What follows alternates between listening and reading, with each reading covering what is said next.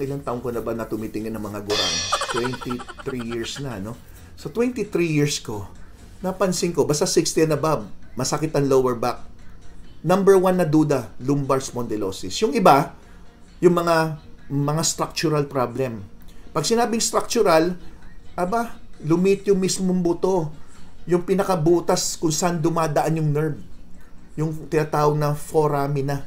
So, pag maliit yun, structural yan. Pag structural yan, kadalasan surgical yan. Mamaya, papaliwanag ko yan mas detalye. Pero gusto ko lang maintindihan ng mga tao, hindi lahat ng low back pain ay pare-pareho ang dahilan. So, lumbar spondylosis ang pinaka-common.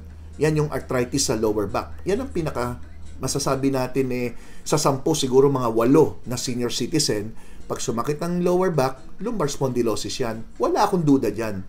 Pero may mga 20% na may ibang dahilan. Mga stenosis,